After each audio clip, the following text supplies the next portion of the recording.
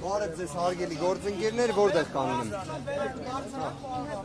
Շատ լավ։ Վարդավանյան Արտուր Սարգսյանի վերաբերյալ միջնորդություն ներկայացրեցիք, որը քննվեց դռնփակ ռեժիմով, կասեք ինչ միջնորդություն էր։ Տեսեք, դռնփակության կարգը սահմանվեց Աղվան Արշակյանի վերաբերյալ ներկայացված միջնորդության շրջանակներում, որը իրականացվեց դատարանի նախաձեռնությամբ։ Վերստին դռնբացության անցնելու միջնորդություն իմ կողմից չներկայացվեց, քանի որ բժշկական գաղտնիք կազմող տեղեկություն պետք է հրապարակեի, այդ իսկ պատճառով կամ ստացվում է պետք է դռնբացության անցնենք, վերստին անցնենք դռնփակության, չուզեցա նման դժվարություն թե ձեզ, թե մեր այլ հայրենակիցներին առաջացնել։ Ըստ էության միջնորդությունը վերաբերում է կալանքը փոփոխելուն, թեև իհարկե Արտուր Սարգսյանի դեպքում կալանքը ընդհանրապես վերացնելու միջնորդությունը առավել քան ողջամիտ է, լեգիտիմ է, իրավաչափ է։ Բայց հաշվի առնելով այն իրականությունը, որը մենք տեսնում ենք, որ իսկապես կալանքները ռեկորդային ցուցանիշ ունեն, ցանկացած դեպքում մենք որոշեցինք անցնել ավելի այսպես ասած,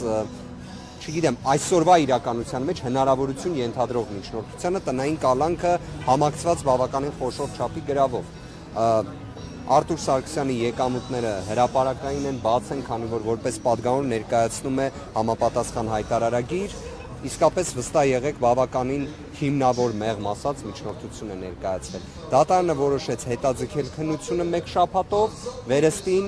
առաջիկա 5 շաբթի օրը քննարկելու ենք, այսինքն շարունակելու ենք քննությունը միջնորդության։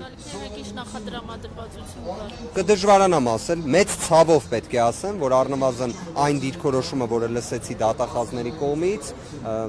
իրենք կարծես առարկեցին, բայց անկեղծ եմ ասում, այնպիսի հիմք ենք ներկայացրել, որին առարկելը ես համարում եմ իսկապես կարող ենք չունենալ։ Միգուցե առաջիկայում այդ դիրքորոշումը փոխվի։ Իդեպ Սահմանադրական դատարանը հենց վերջին իր որոշումներից մեկով 1798 որոշմամբ ընդգծեց, որ կալանքը չկիրառելը արդարության եւ մարդասիրության երաշխիք է։ Կարծում եմ պատահական չէ, որ Սահմանադրական դատարանը 2025 թվականին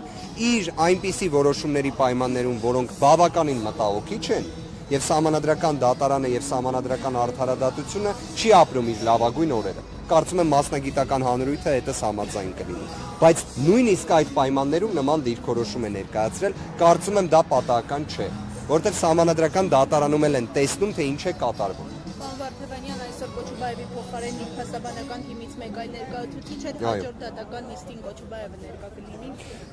Գիտեք, չգիտեմ որքանով եք տեղեկացված, թե պատճառները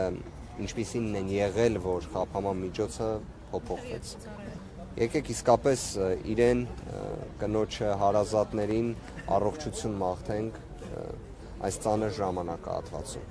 Անկեղծորեն եմ ասում, իսկ կարծում եմ առաջիկայում ինքը առիթ կունենա խոսելու, ի վերջո շատ խոսվեց։ Իր համակարգիչը գրաված է